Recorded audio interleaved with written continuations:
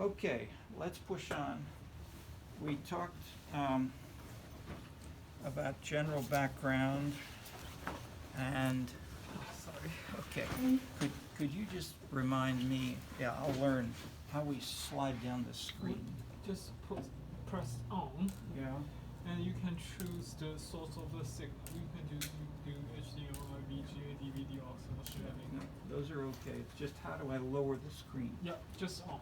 So when you press on, it automatically goes down? Yeah. Okay, I didn't know that. Okay, that's great.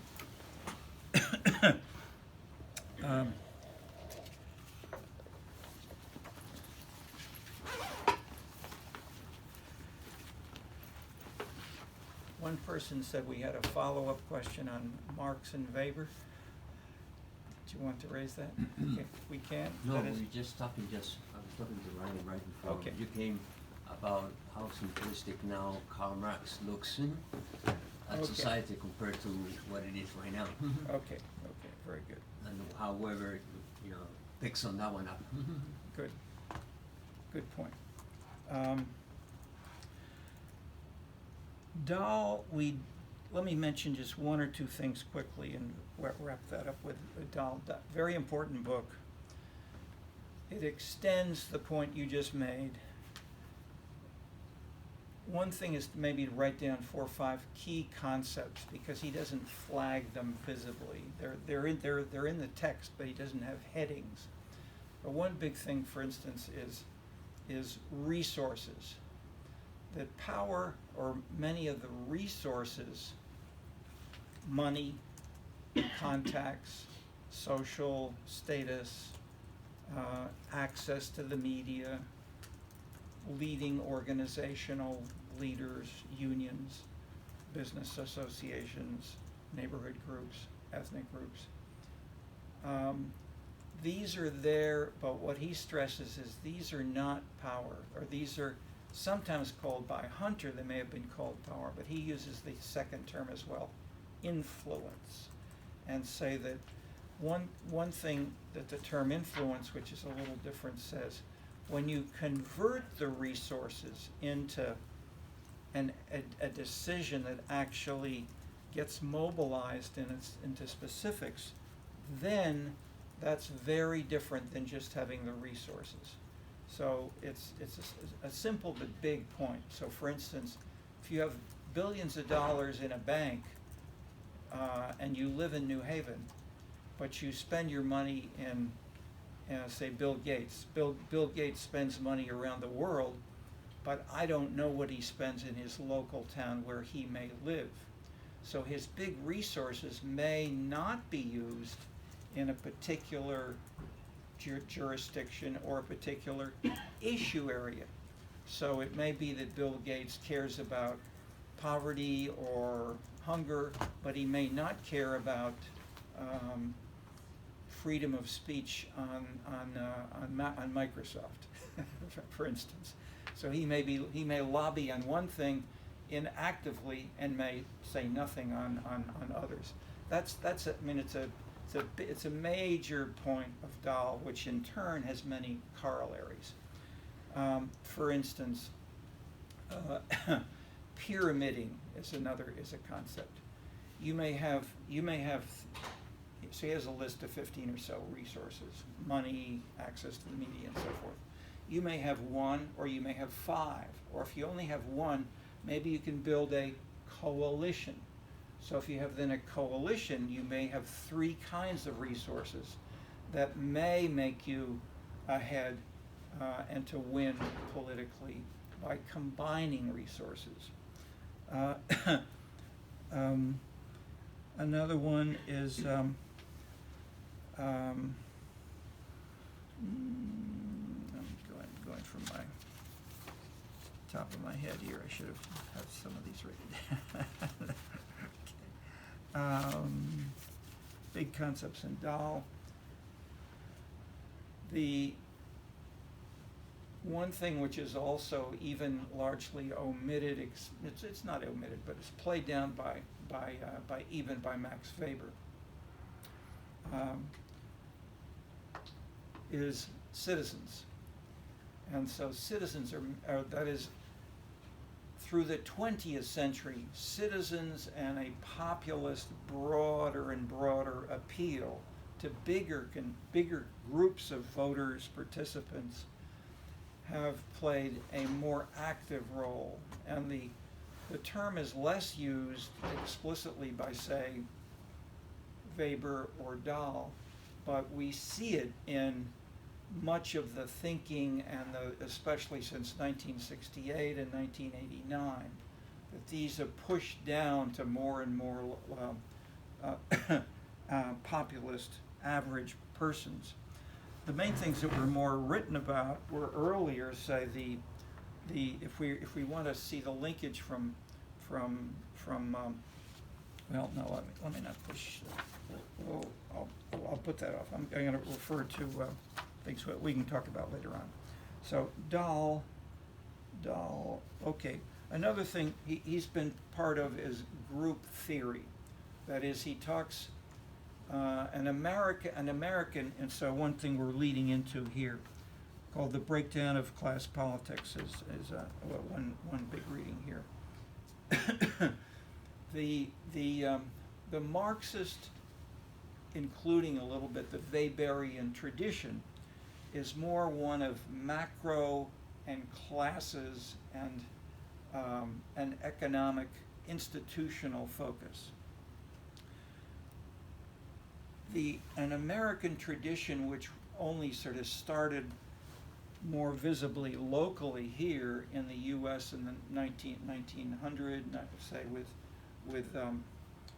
it was earlier with Tocqueville, and we'll talk about that, but it was then still ignored by the let's say the line of European theorizing I'm mentioning, but the Chicago Political Science Department really looked out the window, and we saw all kinds of immigrant groups: Poles, Germans, Italians, Irish, and they fought each other. They killed each other. These were political wars, and then after 1923 we had Prohibition, and alcohol was abolished. So when alcohol was abolished, so Tocqueville came and said, okay, let me add here an example with citizens running through here.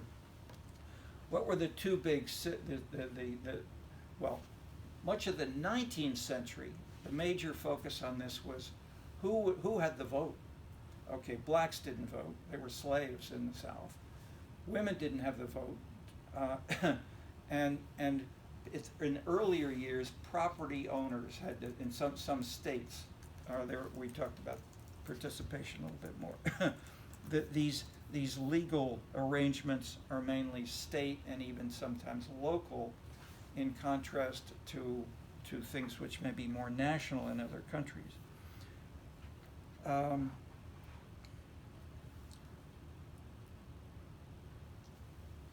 And this is a country of immigrants.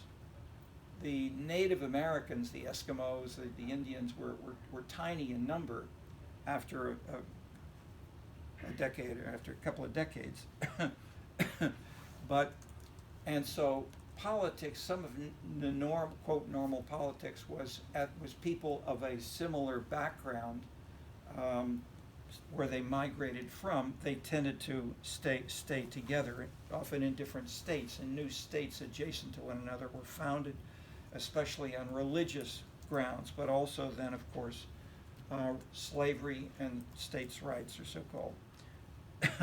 The American theoretical answer in political science was what was called group theory.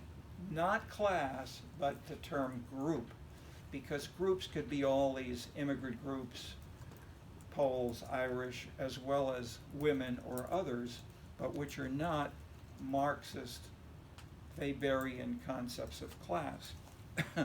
So the extension of this, theoretically, I'm talking about two or three things at the same time, because I'm doing this even here, because that's one of the big themes of this course, in which we have around us.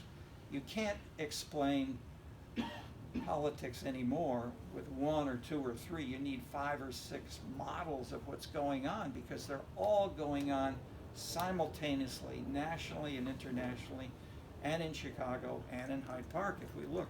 Okay. So one big concept related to group theory was introduced by Ralph Dahrendorf. So one way that he's a German theorist, he was head of LSE.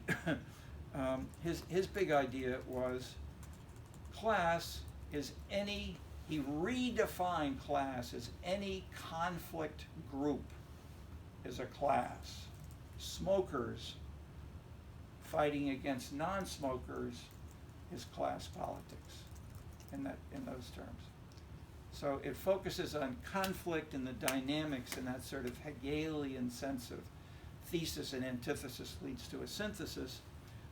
And in a sense, definitions are arbitrary. Anybody can define anything any way they want, but when you're using terms that are so powerfully used in the Marxist tradition as class,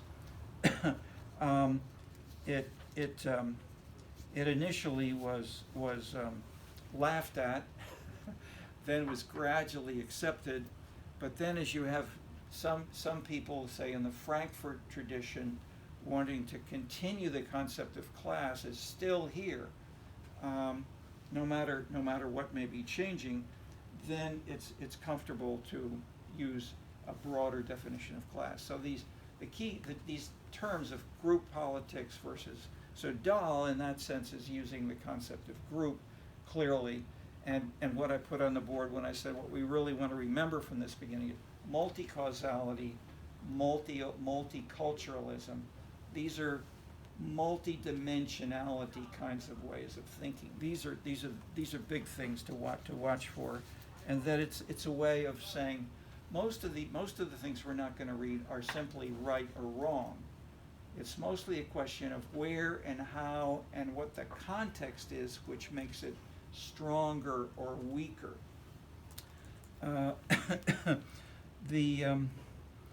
So Dahl stressed not only multi-causality but the citizen, and so the average citizen could make a difference, but he had a big argument with and publicly, and much was going on in political science more generally, was between how do you articulate citizens, and so the battle here is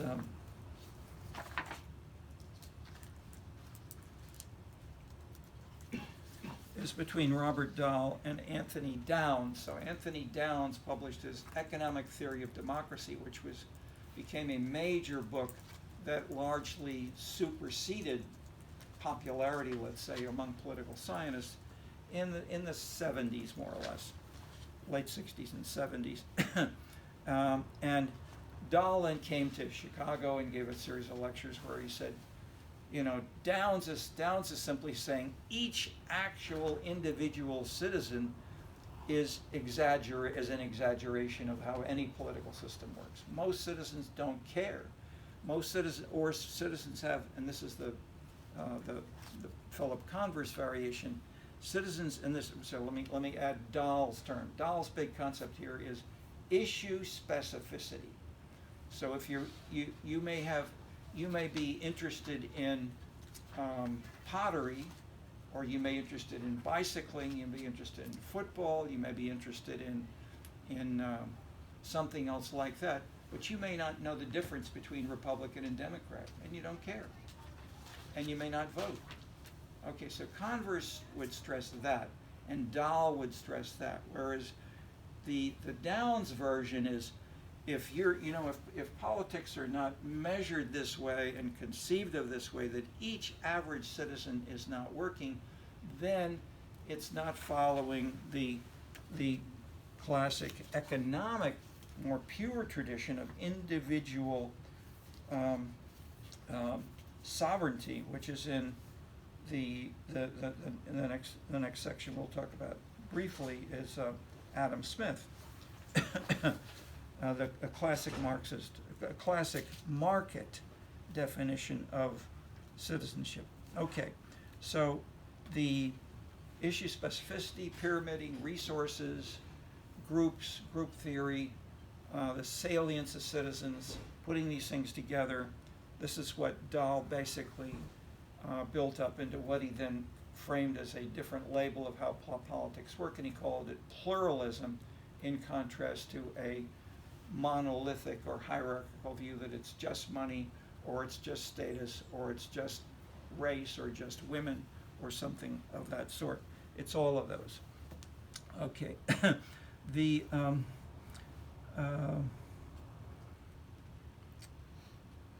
all right, that's Dahl looking forward. Any questions on Dahl? Comments on any of this? Yes. I guess rephrase your point about his issue specificity. I was not sure I got Okay, that. no, that's a big one. The simplest contrast is between Hunter and Dahl. Hunter asked a question when I think I mentioned it, snowball sampling, went around, he interviewed people in Atlanta. Who are the most important people in Atlanta? He asked, like, who's important or who's powerful? He didn't specify what they're important for or about. He didn't say who made this decision about getting a loan. He asked a general question. And so Dahl said, this measures reputation, and it's a resource perhaps that people think John Smith is important. But if John Smith doesn't, it's like having money in the bank. But if John Smith or Bill Gates doesn't spend money on this issue, he may have no impact on that issue. So issue specificity is targeting and labeling the narrowness and the issue specificity of power or influence, or where these are mobilized. Is that clear? Or you want to elaborate? I mean, we'll have a lot of examples as we proceed, but is that clear as far as it goes? So it's essentially, if I may put it that way, it's like where you dedicate resources on like a very specific topic within like a myriad of topics. It is the specificity of it. The point is, topics are specific, and one topic is different from another topic. Now that's the simple point. And resources committed to one, influencing one topic don't necessarily have any impact, or like don't have necessarily have that much impact on the topics. Well, that depends. I mean, if it's money, it's pretty generalizable. But if you're in a political system where if you try to pass, so if you're in Taiwan in the past, I mean, I had a student did a PhD. He said, you have to pay $432 for a vote in Taiwan. It's known. You're $1 less, you don't get the vote. Okay, so that would go on in other places like Chicago as well, but it wasn't so visibly, clearly quantified. Where in general, in many increasing numbers of political systems, it's corrupt to try to bribe a citizen or a leader, and if you do that, you can go to jail. On the other hand, when we get presidential candidates like Trump and Biden, both have things which are being attacked by their opponents as corruption, it gets a little more gray. And so the point is, there is no political system which need be totally, absent from private, narrow, bribe-type interests. But that's not to say the fact that you find one exception. That is, that's what the big battle over Trump is. Did you try to break did you break the rules of the Constitution so much that you should, go to jail or this or that, or not? And so that shows the grayness of these issues. I won't try to just read any of the news stories on that stuff, and it's everywhere. But is that so?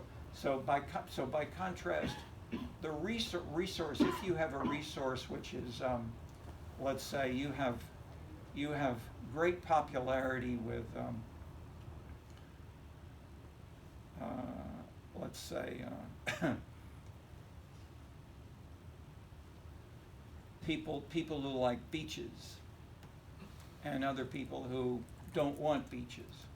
I mean that could be and that sounds a little bit vague. If you have a resource which is access to the media. Say you're a publisher of a big newspaper.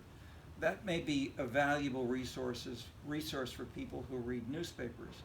But as people are declining and focusing on newspapers and they're paying more on computers, then the resource may shift in its generalizability. Okay. And that's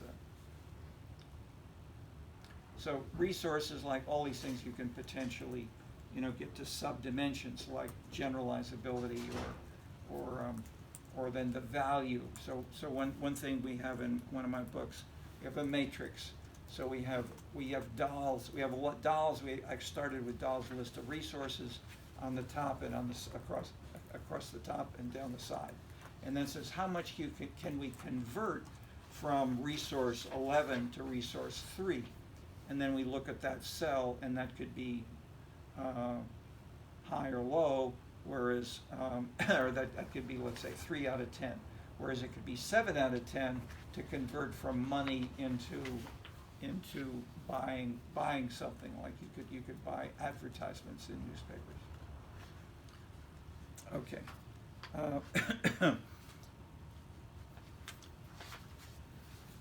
Let's push on. I'll be brief because you can read a bit more, but I try not to talk too much in summaries about what I've written about because it's so clearly presented here. I don't have anything new to say. Okay, Lipset and I argued about this, but as I said briefly, Lipset was basically a Marxist. He was a Trotskyite in the 1930s. His most famous book was called Political Man. He called a secular Marxist book. And so as we then got into the 70s, and then he worked with others, he began to say, this is a little too narrowly economically focused and too class focused in the sense that we have these conflicts. And I said, well, yes, that explains some things, but how about average citizens who don't feel they're part of a class? And one of the biggest ones where we had a debate was how to interpret Proposition 13 in California. Prop 13 was in 1978, and it was a proposition that property taxes should be cut by half. Bang. And so all the leaders, the governor, the mayors, all the civic groups, they put up signs all over the place. If you pass Prop 13, this swimming pool will close. This school will not have, we won't be able to have buses to bring your kids, and so forth and so forth. I mean, they really tried to say, you can't vote for this. And what happened? 66% of California voters said, cut the property taxes. Okay, so Lipset then organized a conference, and basically, and then had a paper which said, we take the issues.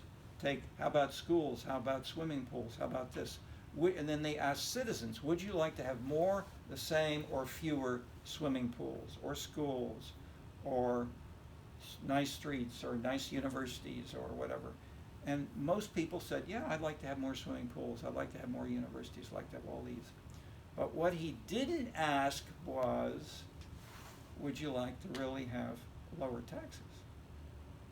And so how to ask that kind of question in an interview, in a questionnaire, in other methods was and is controversial. And so I published a paper, and several other people started to use this.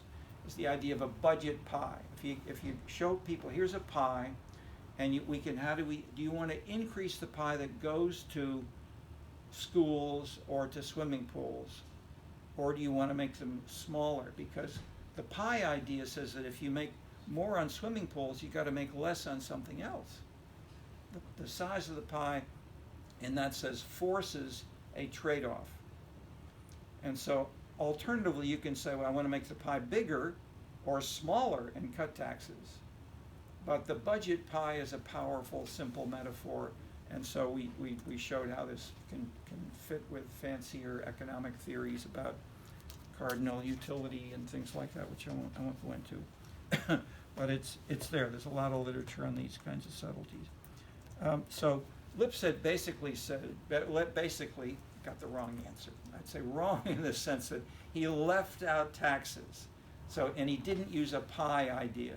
He simply said, do you want more, do you want more, do you want more? And everybody said, sure, I'd like to have more good things, which are nice services. If you don't ask, do you want more lower taxes, then you don't think about them. So he had a big conference. He had lots of smart experts, including especially political scientists, and they said, yeah, most citizens want more good services, and therefore Proposition 13, the citizens misunderstood. Okay. 2 years later, roughly, in Massachusetts and in Michigan, the same thing had a well, right at the beginning, people said Californians are crazy. You know, they'll pass anything, any crazy idea like that. Then it gets to Michigan and to Massachusetts, and the same thing happened. 60% plus the average citizen said, cut the taxes. Okay, now I introduce the other states because we contrast. Major variable is how do the political leaders interpret the vote. So Jerry Brown was governor of California when Prop 13 passed, and he said, I have backed the citizens, and I will always back the citizens, and we will cut these services and cut taxes. Maybe he didn't stress the services. He says, we will cut the taxes, and we will do the best we can to make California to be, as you know, they're still the best state in the world, et cetera, et cetera. By contrast, when the same thing happened in Massachusetts, the mayor of Boston said, the citizens have misunderstood. I would like to come to the state legislature and I'd like to borrow or have a grant to the city of Boston so we can continue our exact same level of spending. And what happened in California? Taxachusetts, it is called, said, yes, we will give the city of Boston that money because clearly the citizens misunderstood. So their political culture, their Democratic Party views was that spending is a good thing, and so the leaders and the citizens may be clearly in conflict. So we have, for instance, we've had items. One item we've asked was how we've asked surveys in mayors and city council members around the world. How often do you vote against the majority of your own citizens? And they tell you that. It's amazing how much. And the people who were the furthest from citizens were in Poland and in Italy before the revolutions of 1989. These were, okay, so basically in Poland all those leaders disappeared because they were held up by the Russians, basically, so the old Communist Party.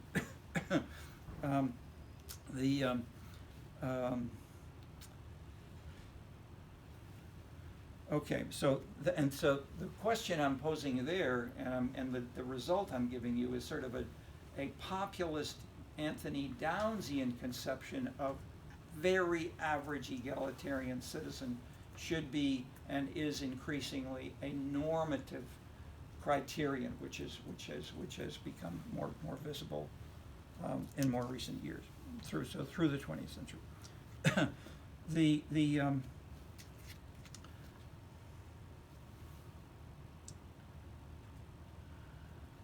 Breakdown of class politics. We published a paper. Basically, we laid out kinds of things that I'm saying now. We had immediately, as soon as it came out, two big attacks from Berkeley and Oxford.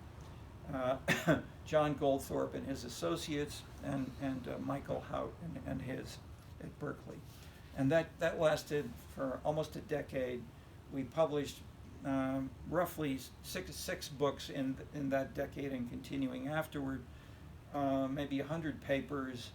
And what was interesting was the most senior two people, Goldthorpe and Hout, withdrew, but their junior colleagues, sort of young faculty colleagues, really That is, we tried to say, let's look at these specific arguments. Where and why might these things work or not work? Instead of saying it's right or wrong or that class is important or not, where and why does class work? And so in different historical periods, for instance, in England. So for the Oxford folks really said, English politics is class politics. That's everything. It's your accent, it's your etc. And so the good thing about this, which is in the book, The Breakdown of Class Politics, is there are lots of papers by smart people, and they added new points. So it's not, and so all of us, often, that is the majority of people, and the way they presented this was so thoughtfully done that we changed our minds. We learned as a group, whatever position we may have started with before, we learned, and as we learned about, as I say, time periods, the young, women, etc. As you get to more subtlety introduced, you can find some of these patterns more clarified.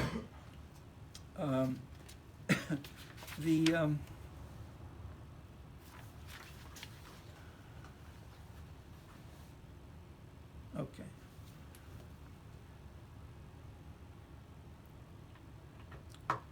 So the chapters here give you more subtlety, and I'll leave it that way. Let me see if let me push on with or any questions on this before I go on? Yes. Yes, you mentioned Eastern Europe, yeah. Yeah. But when you look at Poland, at this time they had Lech Walesa. When you look at the Czech Republic, they had Havel, which was a very good president who split the country in two without one single death, yeah. People who voted for Lech Walesa, up in Gdansk, or the ones who were doing in Prague, in Bohemia, these people were going against the majority, yeah. Yes. No, I agree with you, because so what happened you described, just for the others, happened after 1989. The Berlin Wall went down, the East European countries had elections soon thereafter, and they elected these people. And these two, and many of them, were very sort of market-oriented, strong, anti-state, anti-communist party kinds of traditions. And so they would read people like here, I mentioned Milton Friedman and others became very popular and very widely read. About 3 or 4, whatever it was, 2 or 4 years later, in the Czech Republic and Poland, I believe, and I can't give you the exact numbers from the top of my head anymore, but I believe in both those countries, or one of them, were the most in the next election. The one party that got the most votes was the Communist Party. So many citizens were and retain, like many increasingly in the West, are very egalitarian. So the Communist Party had that ideal that all the citizens should, move toward this, and rather than saying the market will do that, and they said short term, we've lost money. We're poorer now than we were under when we had a communist leadership. So let's vote back the leaders. And so that's been up and down, but I would interpret that, frankly, as it's not the abiding, continuing importance of Marxism, but it's the egalitarianism theme within Marx and much more generally, also included in Adam Smith. But can I just make Sure, go ahead. But if you look at also in Africa, every time you get a democracy, right, or any kind of market-oriented government, the first 5 years people became they had a sense of dissolution, yeah. So I'd be hesitant to generalize, as we have minimal data on how many good citizen surveys do we have of all those African countries. I mean, I worked in Africa for 4 months with the top people in the most radical country. So you don't trust them?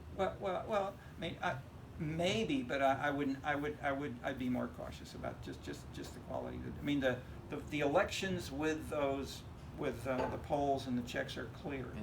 but in the African, especially, or how about the election in Russia last week? How much do you trust that as a measure of deep citizen preferences? I mean, it's a tricky question. It doesn't have a simple answer. I mean, I'm not suggesting there's a simple answer at all. It's very complicated, and I would say Africa and Russia, and that is a more authoritarian, where you have lots of things going on and poor measures. It's very hard to. So one thing is to shift down to a smaller group, do an ethnography of 6 people in one neighborhood, go into their whole views of these things, and that can be useful. Okay. Any more on that? Okay. So you've heard me say multi-causality, but also multi-methodology. No single method gives you the right answer or the wrong answer. And each kind of method has its measurement error, and so I encourage us to look for or conduct or help advice from all kinds of methods. Okay.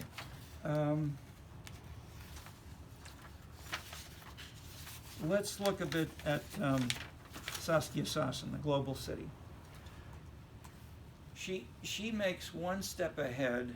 Well, she writes as if it's clear and simple, and here's a straightforward pattern. We have global cities, and these global cities, and she has three main cases, which are, what are the 3?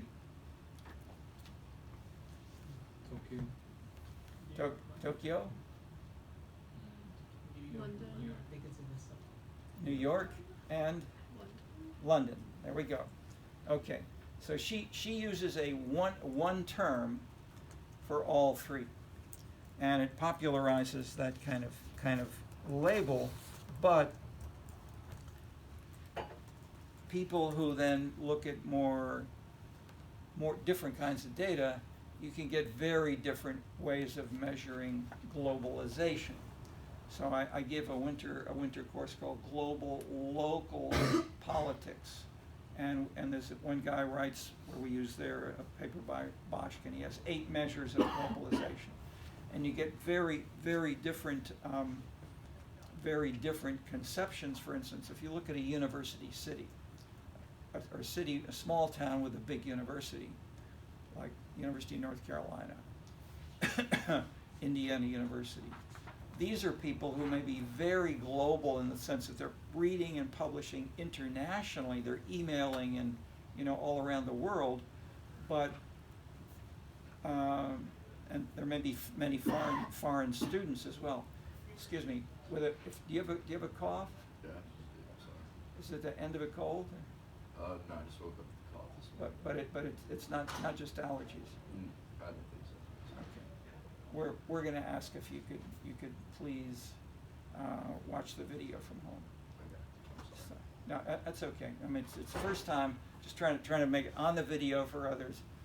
I think it says in the syllabus, but maybe it's not as sharp and clear as it is. So we do ask you to please just stay with the video at home if you've got a cough. Yeah, sorry for Yeah, that. no problem. No, you're the first, so Yes, sir. apologies for your coming over here, and when you deserve to be in bed, and we want you to be more comfortable and get better faster. Yes, sir. Thank you.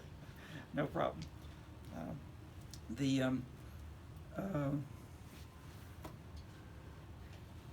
Yeah, I still have a few masks if anybody wants one, but we have a smaller density of folks who are not.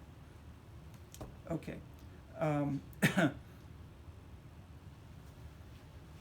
There are many dimensions of globalization, and there are many degrees of globalization, but Sassen's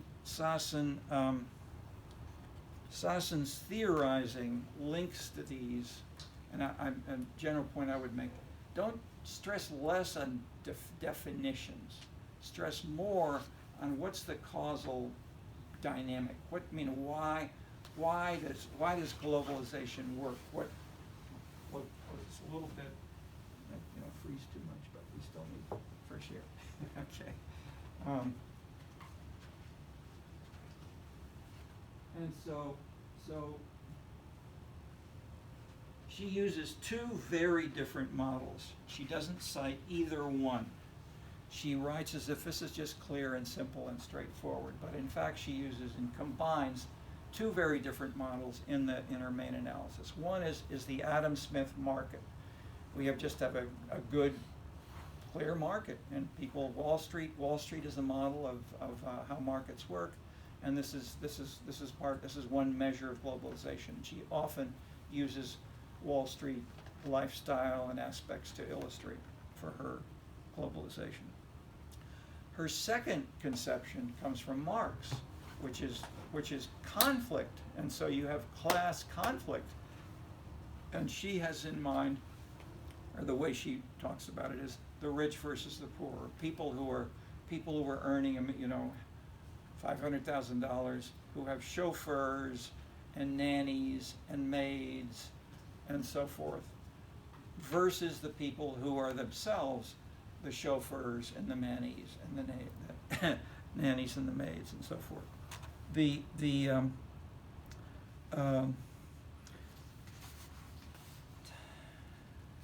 She also is focusing, when she talks about in her examples, on inequality. Her big theory here. I'll put it up.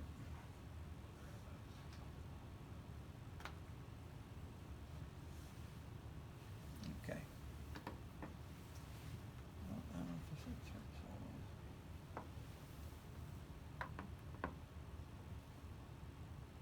it's only going to be this one. Okay. This is Sassen's simple theory. Globalization leads to inequality. That sounds very and it is very abstract. But her measure of inequality is the city itself. It's not people in the whole country, whether it's the U.S. or, let's say, Jamaica or Costa Rica, where people leave Jamaica or Costa Rica and they come to New York because they work as chauffeurs. They take low, but if you shift the unit of reference to the nation, that may change. And if you shift to two nations or the whole world, and we take poor countries and richer countries, so other people, I'll cite one, Bob Lucas, Nobel Prize here in economics. He looks at inequality among people within the world in terms of income, and then country by country by country, and he's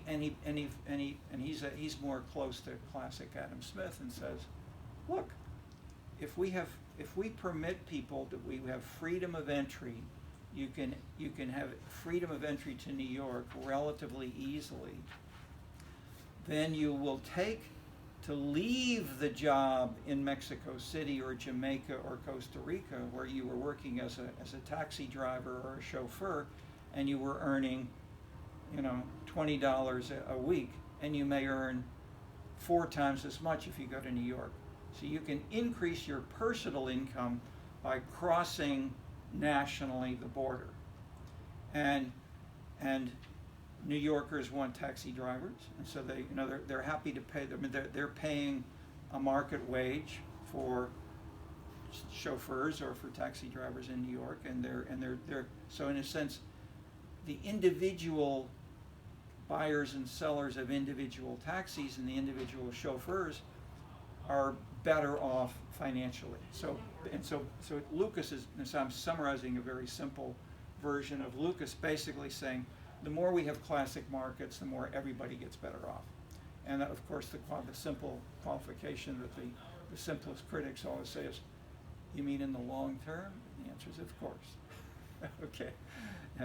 Nevertheless, so clearly there are imperfect markets, there are qualifications, etc. But there are big differences around the world. Japan has almost no immigrants.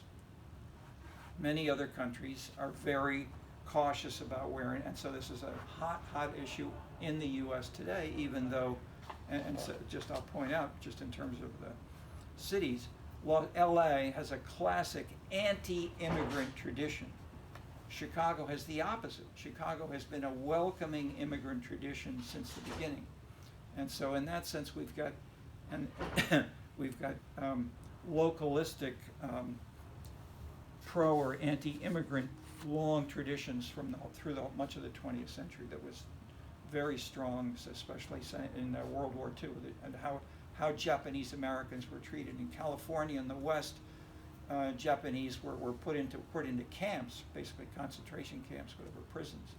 Whereas east of the Mississippi, they were treated like everybody else. There was not a sort of anti-Japanese feeling at all. Okay. I shouldn't say not at all, but let's say it was not implemented in policies of the sort. But I'm just pointing out that regional differences are important here for Sassen and for Lucas, or for the world. For that is, we're looking for the big point I'm adding, which I'll make more and more, is a good theory also says where and why does it hold? What's the context which makes it right? So context is right for Sassen in New York for some people, but it's wrong for the rest of the world. If we focus on the world in that sense, or put differently, if we ask, what's the largest source of the economy, of the driver? What's the most money come into the Philippines or or Mexico, coming from which industry drives the economies most of those two countries?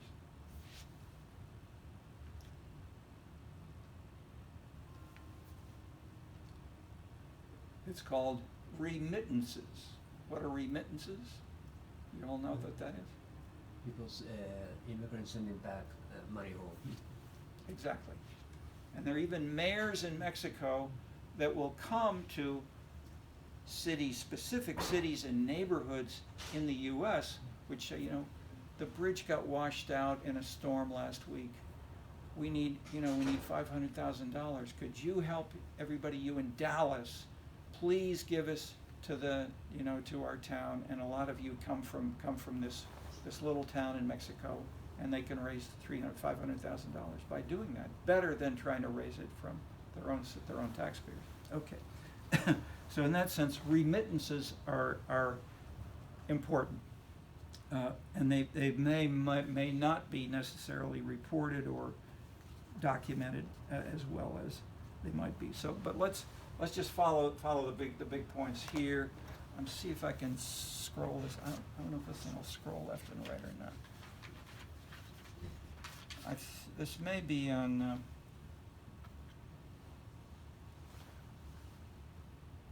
No, it doesn't work. Okay. Well, here's my copy. The second line is. No, it doesn't work. Okay. Well, a little bit maybe. Still truncated. I'll explain. Number 2, you may have globalization leading to inequality, but that in turn may lead to anti-immigrant policies that we will try to prevent from immigrants coming to even England. So England has more limitations than the U.S. And the third global city, Tokyo, is very strict about immigration. And so you have much weaker a policy and a less simple story of line 1 holding in Tokyo because they had almost no immigrants. Okay, line 3, or model 3, about the context in this sense here. We may have we have two different paths. A path A, which says there may be people with more knowledge and occupations which are strengthening these inequality patterns, and these may include especially, these people favor these policies, in contrast to path B, leads to anti-immigration or anti-inequality policies. And the most simple examples are left parties who try and this we see illustrated in the Trump-Biden debates going on right now. So parties can take strong positions on this, as do others, such as NAFTA, and immigrant policies are much worse, more actively fought over in Europe or in Asia, where the conception of citizenship is more, as I've said, blood and soil is a strong example. In Asia, Europe is in the middle, and the U.S. is the least strong in that sense. The fourth big path is just other variables. That is, these may be partially spurious. That is, the effect, the magnitude of the effect is going to inevitably, I won't say inevitably, but the way these are normally measured is that these ceteris paribus, economists say, everything is equal. It may be true, but everything ain't equal. So these other things which may change the dynamics, which may be having stronger parties or weaker parties, having other things which geographic proximity, all kinds of things. So so path C is other things which may be measured if you do a survey or if you analyze ecological data or national differences. We may find that these kinds of patterns of globalization will shift in their magnitude, and that's my big point, that context changed the strength of the paths. Okay, anything, I mean, I can elaborate, but anything you want to discuss with Sassen? Globalization. As I said, I just had a whole course. We went through this in detail, so we're giving you about 10 minutes worth. We'll have some of that continuing, but there's a lot of this going on which we could explore with. One simple way to summarize it, because I taught courses with Saskia when she was here for a number of years. Her view is top down. The globe, Wall Street markets, which are international and so forth. Whereas my approach, I'm going to say, not just me, but that is many others, is bottom up. Let's look at the institutions, let's look at those activities which have been studied so carefully through the 20th century, where we have studies of mayors, of citizens, of organized groups, of new social movements, all kinds of things. Let's look at these and then join what impact, how much impact is there of globalization when these other variables are there. And so that's what we do in the global local course. And the answer is sometimes global markets are huge, other cases they're zero. And so it's like the question we discussed. How can we conceptualize or measure resources? We'll talk about it more as we proceed with examples. Let me see here.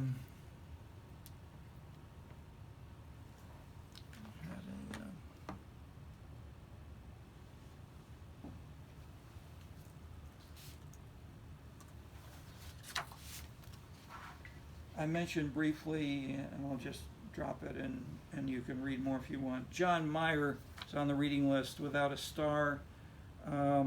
Smart guy, looking at globalization in ways that are very different from Saskia Sassen.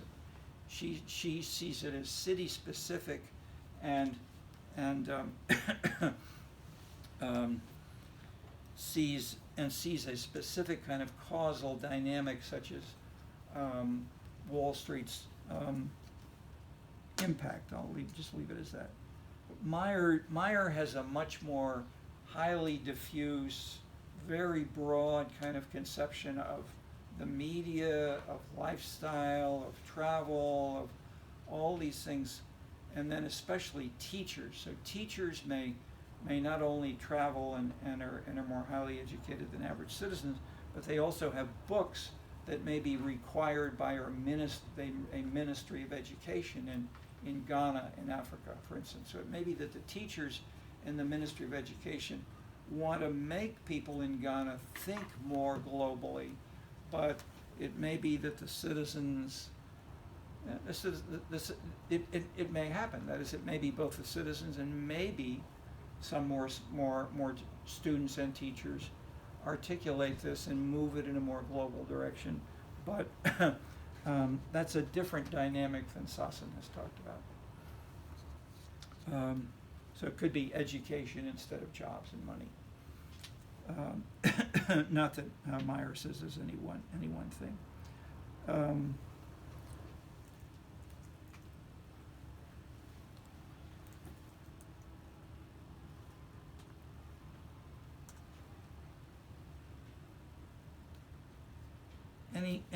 Any questions on any of these, or I'll go on and can talk about Adam Smith and Tocqueville.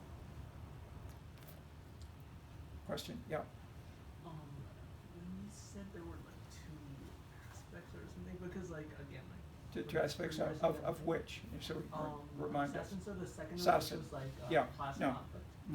Markets and Marx are the two big theories that she combines. Yeah, because like again, we So kind of the backtracked a lot, the- and I was like, yeah, so go ahead. Just say a little slower and clearer. Oh. Because we did backtrack a lot, at least my experience goes of the lecture we just heard. So you know,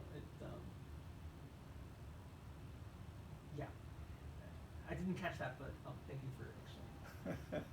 Okay, I guess what I'm doing and illustrating in my backtracking is, and I will say, not apologizing, I'm deliberately, because I'm lecturing, presenting things more this way right from the beginning, as saying there's not one theory. You've got to learn all these things in the whole course before you can see how they all fit together. And so rather than saying I'm just going to talk about markets and that's that, I'm introducing markets with Sassen and saying she does not just use markets. Okay, but let me jump ahead to maybe make the point more clearly.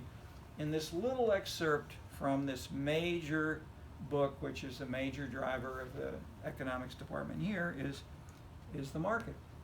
Adam Smith, The Wealth of Nations. And what are the key principles that we ought to pay attention to? And I'll ask first, if you will, how does Adam Smith relate to Saskia Sassen? Is there a concept in this short reading? I mean, what is it? We have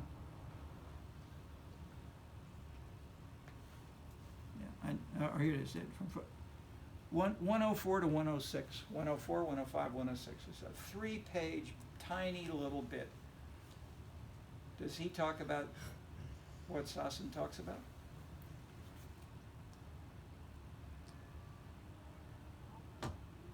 How does Adam Smith address globalization, as this is now widely discussed? Okay, the answer is that word is not there, but there is a term and the concept is there. Invisible hand. Who takes care of it? No, you say visibility. No, invisible hand. The invisible hand. Which actually is globalization in the back door of globalization. Yes, but it's a consequence of it's part of it in a general way. But is there anything a little more? I don't want to spend too much time, but I'll just wait one more second. And several of you may be majors in economics. What might be the concept directly that he does use here, which is in here, and which many economists today laugh and they say, Saskia says she has nothing new to say. Adam Smith said the same thing a couple hundred years ago. And when they say that, what do they mean? Or what did Smith speak of, write of? Okay. The concept is the extent of the market. the extent of the market. If you have a little, and so once I've told you that, tell it to any one of us give you what's the Adam Smith story about the extent of the market?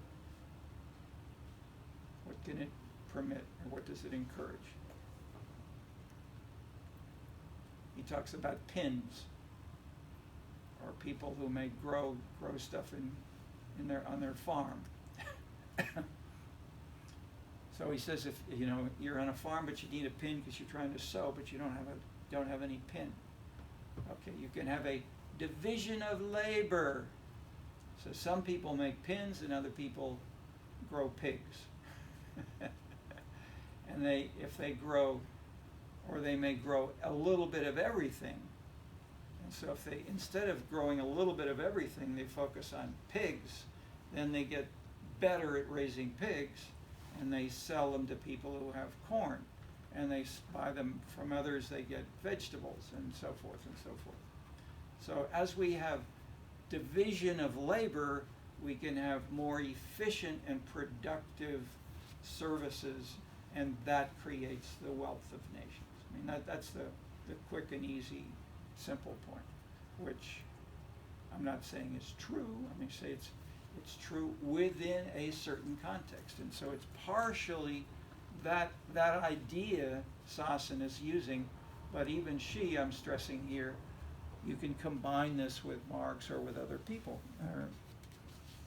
And we will do so in this course. Okay.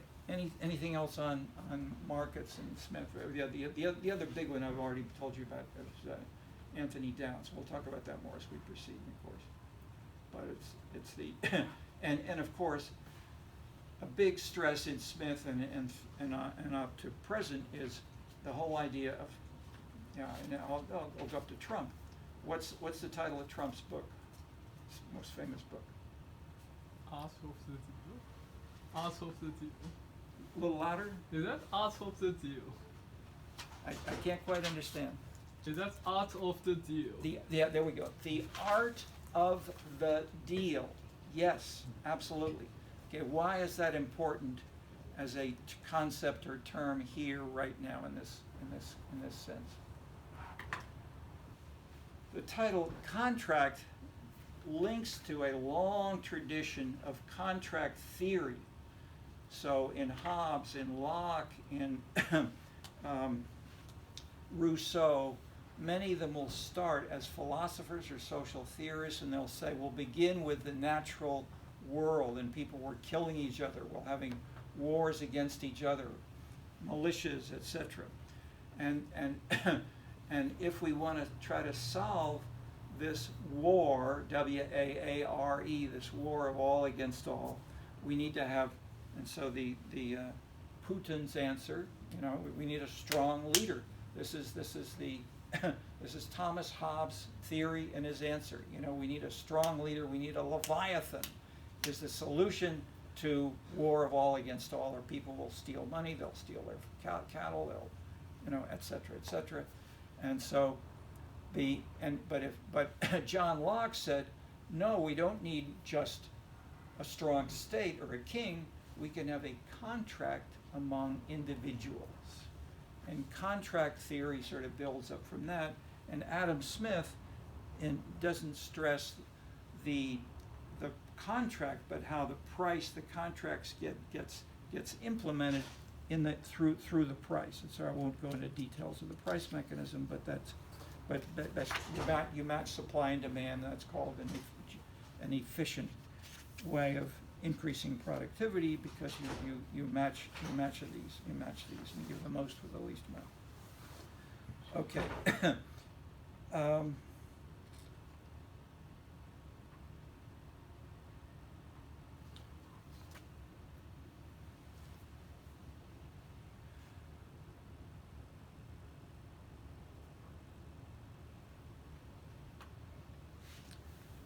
Let me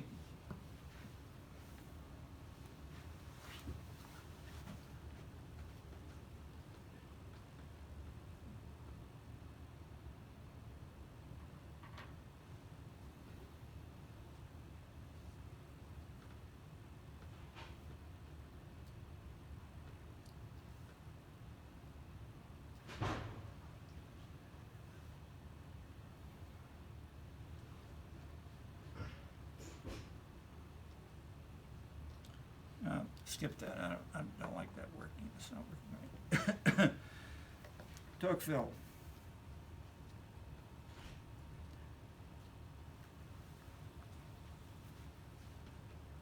French aristocrat came here to say, France is losing its aristocracy. We're going to have democracy, and this is 1810, 1820, 1830. What can we how can we in Europe understand the future? And so let's study prisons. So he was sent to study prisons in America, but he wrote the more general version called Democracy in America. And the fat book, sometimes 2 volumes with lots of elaboration there. many smart ideas, which we're going to narrow a little bit to the book you see sitting right here, a white book. Wave it around for others who don't have it. Bowling Alone. Okay, this is a lead political scientist today, Robert Putnam at Harvard. This is his most popular book, most widely read, made him famous in the White House and so forth.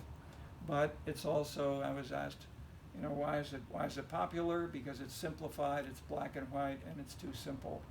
And he has written much more subtle, better books before and afterward. Okay, but it's in part very true. Basically, he takes it and he says, my basic views come from Tocqueville. I am Tocquevillian. I'm a modern Tocquevillian, and the key lesson he draws from Tocqueville is civic activities, and it's baseball teams, Lions clubs, Boy Scouts. These are all civic activities, unions, churches. And we are finding a decline in the participation in Americans. And he doesn't have, it's 90% U.S. data. He has other books that are international, and they fall apart much more. Okay. But for many of these organizations in the U.S., he's right. That is, lots of data show there's a decline in the number of the absolute numbers, the percentage of numbers. Participation is going down. And what's the corollary for? That's why I wanted to have my.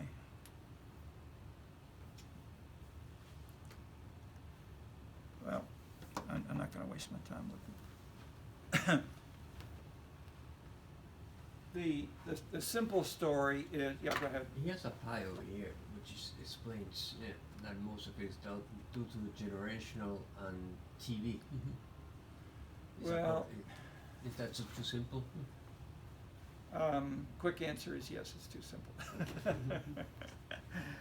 That is, but one good point which you're pointing to is, it may be that that there are different subgroups within the U.S. or with every country's population, that young people, the elderly, women, etc., they may react differently, or they may be differentially represented by organized groups. For instance, in China, they're much more strict about being able to create organized groups. Or in the 19th century in France, you couldn't create these civic groups. They were illegal in France until the end of the 19th century. And so Tocqueville went here to America. Oh my God, look at these little groups of people, especially little churches. People are fighting with each other about churches. We only have one church in France, big Catholic church, period. Okay, so you had these little things we're fighting over in ways that led to a very different kind of set of activities. And so what he then played up again, which Tocqueville is playing up more, you have 2 average farmers. Most Americans are farmers, early 19th century, late 19th, are still majority. One's a farmer and one's a herder who has a herd of cattle. And the cattle want to eat, and they may eat the farmer's corn. And so the 2 farmers get together and say, let's build a fence between our new territories. And they build the fence together, and they both are happier and they're more productive because they don't have the young the young bulls eating the baby corn and so forth. So in that sense, he uses this kind of metaphor, not metaphor, a real example to say, well, or say metaphor. His corollary, the big point he makes from this is that this is a metaphor for democracy, and that the average person can participate in little trades and little activities, even if you do not have a 501c3 registered nonprofit organization or something like that at all. You can still build trust. And so civic activities together build trust and legitimacy in the whole political system. That's the big argument. So Putnam is now saying, look, we're losing participation. We're going to lose the legitimacy in the whole political system. We're going to lose trust. People are going to start killing each other. You know, they're going to, not obeying the law, not trusting their leaders. And there are lots of studies which have also shown that has definitely happened in the late 20th and 21st centuries. You got much less trust from places like the U.S. and for instance, have gone down. By contrast, if we then look conversely at different countries, Scandinavia had a lot of trust. So, but maybe 40. We asked, how much do you trust the leaders? Actually, let me. How much trust the leaders? 40%, 45%, something like this. In Sweden, Norway, Denmark, 90%. You go to Mexico, Argentina, 5%, 8%. There were and are huge differences in trust. So it's not just one pattern, one cause, but let's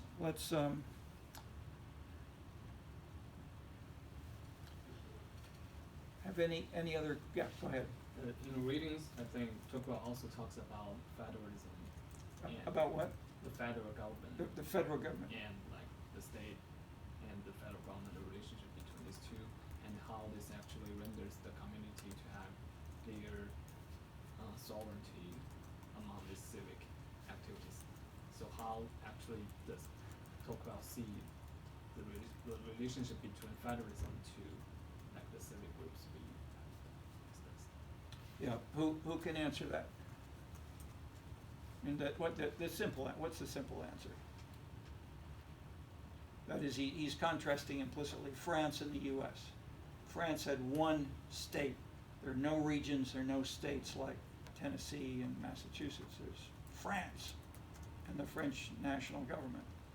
And the cities, really, in those days, the mayors were appointed by the ministries. So the national leaders really controlled. Whereas federalism as a system in the Constitution have explicitly said, we don't want a strong president, we don't want a strong legislature, we don't want a strong set of judges, we want each of these to be fighting against each other. And then as we get down to the states, into the cities, into the counties, into the water pollution districts, they can each have different policies. And that's called federalism. And so civic groups, and further, civic groups tend to be more active in the U.S. because they can be more localized and responsive to local issues. So citizens have, when we get right down to the farmer and the herder, they have very local issues they may take very seriously, or it may be they are Catholics and Jehovah's Witnesses, and then they may fight, or they may at least they divide up and say, well, you. So one Irish organizer, I was at a good meeting where she had a great she had an argument for half an hour, and she concluded, so, well, listen, you organized with your precinct captains, and I'll organize my precinct captains, and you can do it your way, and I'll do it my way. So that is, you can have multiple parties, multiple civic activities in different ways under a federal system. So can we ascribe the decline of these civic activities to the relative, like, empowerment of the federal government in the 19th and early 20th century?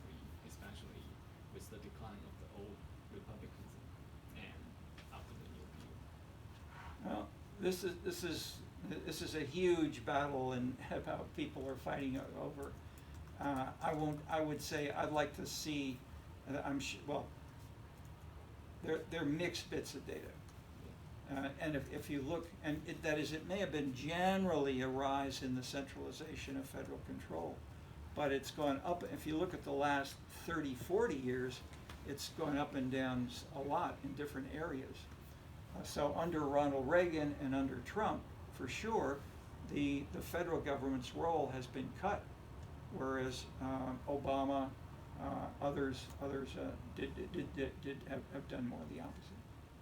But, and then of course Trump and Biden are talking about this pretty visibly. But whether and how much, I mean, there's a lot more ideology on that is. These are probably relatively small and complicated and distant effects with 25 intervening variables. It's harder to ascribe. That is, if you have 3 variables, so X leads to Y leads to Z, how strong is the impact from X onto Z? I'm asking you a simple math question. You have 3 variables, and if you know the relationship, they have a correlation between 0.5 between the first and the second, and between the second and the third, 0.5 times 0.5, and then how much is the impact from the first to the third?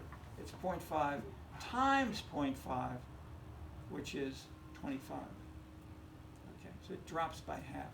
So if you go through 3 causal variables, they may look very strong in the first path, but you start to look at the second and the third and the fourth, they may be nearly 0. Okay, the bells are ringing. We will continue on Wednesday.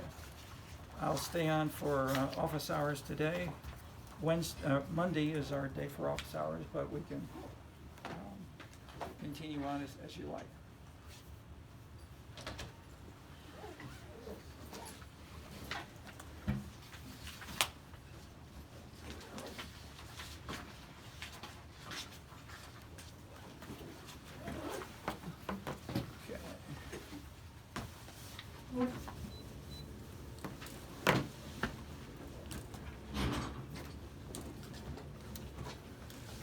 Thank you, Sharon.